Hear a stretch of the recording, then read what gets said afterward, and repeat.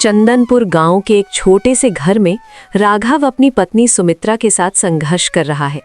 अभावों की मार इतनी है कि हर बीतता दिन एक नई चुनौती लेकर आता है। सुमित्रा, आज फिर मालिक ने पगार नहीं दी। कहते हैं कि काम मंदा है। समझ नहीं आता कि इस महीने घर का राशन कैसे आएगा और बिटिया की स्कूल की फीस कहां से भरूंगा। कभी कभी लगता है कि ईमानदारी की राह पर चलना हम जैसे गरीबों के बस की बात नहीं है। क्या फायदा ऐसी नेक दिली का जो अपनों का पेट भी ना भर सके। आप ऐसी बातें क्यों कर रहे हैं? वक्त बुरा हो सकता है, लेकिन हमारी नीयत तो साफ है। देखिए, भूखे पेट सो जाना मंजूर है, पर किसी के सामने हाथ फैलाना या गलत रास्ते पर चलना हमें शोभा नहीं देता। भगवान ने आज तक हमें भूखा नहीं सोने दिया है, तो आगे भी कोई ना कोई रास्ता जरूर निकलेगा। बस आप हौसला मत हारिए। हौसला कैसे ना हारूं? पड़ोस के मोहन को देखो, रातों रात उसने नया घर बना लिया। लोग कहते हैं उसने सेठ के साथ मिलकर कुछ हेरा फेरी की है, पर देखो आज उसके बच्चे अच्छे कपड़े पहनते हैं और हम आज भी इसी टपकती छत के नीचे अपनी तकदीर को कोस रहे हैं। क्या सच में मेहनत का फल मीठा होता है? मुझे तो सिर्फ कड़वाहट ही नजर आ रही है। अगले दिन राघव की मुलाकात उसके पुराने दोस्त मोहन से होती है। मोहन, जो अब ऐशो आराम की जिंदगी जी रहा है, राघव की कमजोरी का फायदा उठाने की कोशिश करता है। अरे राघव, कब तक इस फटे हाल में जिंदगी बिताओगे? जमाना बदल गया है दोस्त। अब सीधा पेड़ पहले काटा जाता है। तुम अपनी ईमानदारी का अचार डालोगे क्या? देखो मुझे, मैंने सेठ धनीराम के साथ हाथ मिलाया और आज मेरी दुनिया ही बदल गई। बस थोड़ा सा दिमाग लगाना है और थोड़ा सा झूठ बोलना है, बाकी सब सेठ संभाल लेंगे। मोहन, मैं तुम्हारी तरह चालाक नहीं हूं। मुझे डर लगता है कि अगर कभी पकड़ा गया तो गांव में मुंह दिखाने लायक नहीं रहूंगा। सुमित्रा ने हमेशा सिखाया है कि मेहनत की रोटी ही सबसे अच्छी होती है। क्या ये रास्ता वाकई सुरक्षित है? अगर कुछ गलत हो गया तो मेरी इज्जत का क्या होगा? इज्जत? भाई, खाली जेब वाले की कोई इज्जत नहीं होती। जब पैसा पास होता है तो झूठ भी सच लगने लगता है। कल सुबह सेठ की हवेली पर आना, उनके पास एक बड़ा काम है।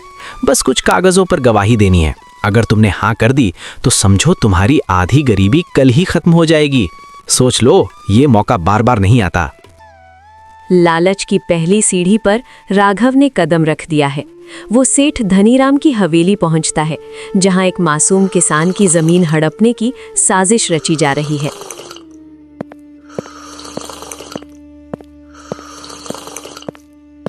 आओ राघव, मोहन ने तुम्हारे बारे में बहुत कुछ बताया है। देखो, मुझे तुम जैसे भरोसेमंद आदमी की जरूरत है। बस इस कागज पर लिख दो कि तुमने उस किसान को मेरे हाथ जमीन बेचते देखा था। बदले में ये देखो, ये सब तुम्हारा है। इतने पैसे हैं कि तुम्हारी 7 पुश्तें चैन से बैठकर खाएंगी। क्या कहते हो? सेठ जी, ये तो बहुत बड़ी रकम है, पर वो गरीब किसान तो सड़क पर आ जाएगा। क्या ये करना ठीक होगा? मेरा ज़मीर मुझे धिक्कार रहा है। अगर मैं ये पाप करूंगा तो क्या भगवान मुझे माफ करेंगे? क्या इस पैसे से मुझे कभी सच्ची खुशी मिल पाएगी? ज़मीर से क्या पेट भरता है? देखो राघव, दुनिया ऐसी ही चलती है। अगर तुम नहीं करोगे तो कोई और करेगा, पर पैसा तुम्हारे हाथ से निकल जाएगा। अपनी बिटिया के बारे में सोचो, अपनी पत्नी के दुखों के बारे में सोचो। क्या तुम चाहते हो कि वो हमेशा ऐसे ही तड़पती रहें? ये कलम उठाओ और दस्तखत कर दो, फिर तुम्हारी सारी परेशानियां पल भर में खत्म।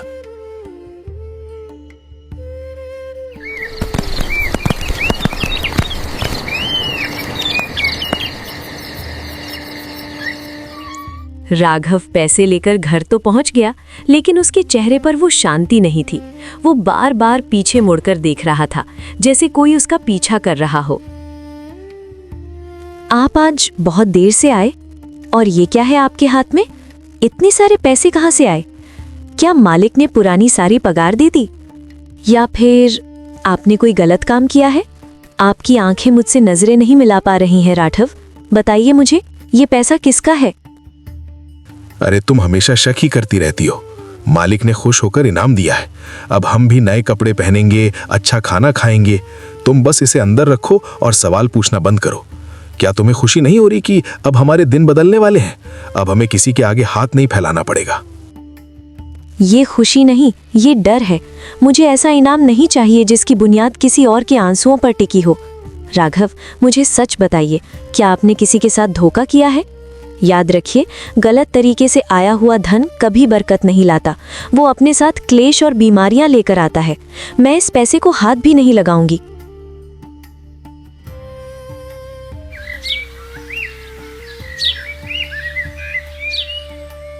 सुबह होते ही राघव ने देखा कि उसके एक दस्तखत ने क्या कहर ढाया है। मासूम बच्चों को बेघर होते देख राघव का कलेजा मुंह को आ गया। निकल जाओ, अब ये घर तुम्हारा नहीं रहा। आज से ये घर हमारे सेठ धनीराम जी का है।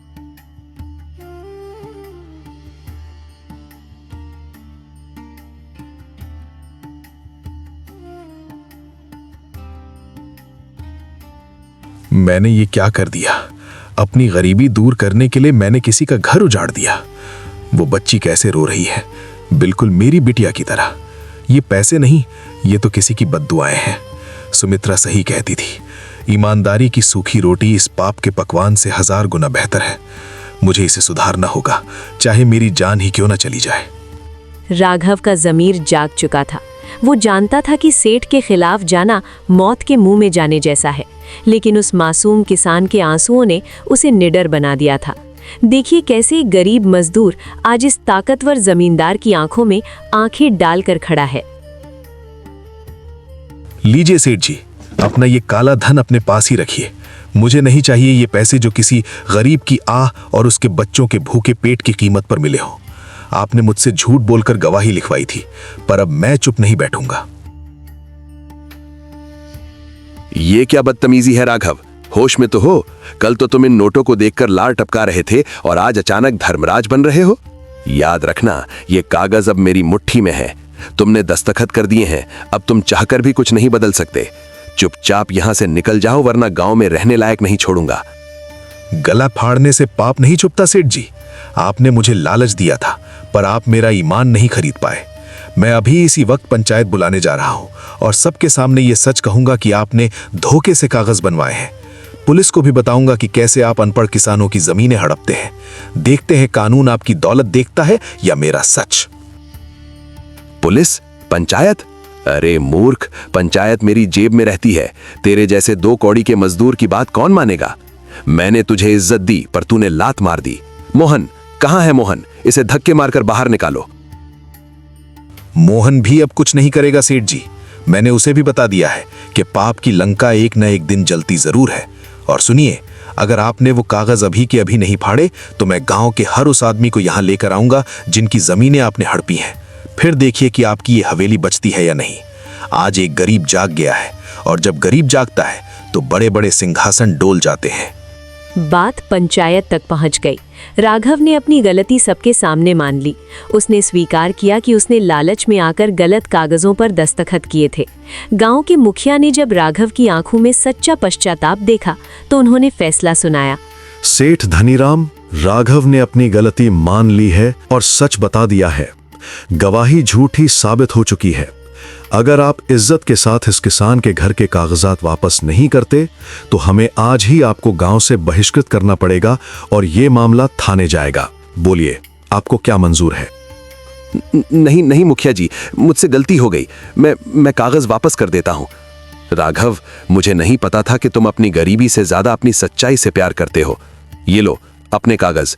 आज से तुम्हारा घर और जमीन तुम्हारी हुई। आज राघव के पास पैसे नहीं थे, लेकिन उसका मन हल्का था। उसने खोया हुआ सम्मान वापस पा लिया था। मुझे पता था आप वही करेंगे जो सही है। आज आप सच में एक हीरो की तरह लग रहे हैं। सुमित्रा, आज घर में भले ही सिर्फ नमक रोटी हो, पर वो रोटी मुझे मीठी लगेगी, क्योंकि उस पर किसी का हक नहीं, सिर्फ मेरी मेहनत और सच्चाई की खुशबू है। बिटिया को बुलाओ, आज मैं उसे एक सच्ची कहानी सुनाऊंगा, एक ऐसी कहानी जहां ईमानदारी की जीत हुई। तो दोस्तों, देखा आपने, लालच की राह आसान लगती है पर उसका अंजाम बुरा होता है। राघव ने साबित कर दिया कि गलती सुधारने वाला इंसान कभी छोटा नहीं होता।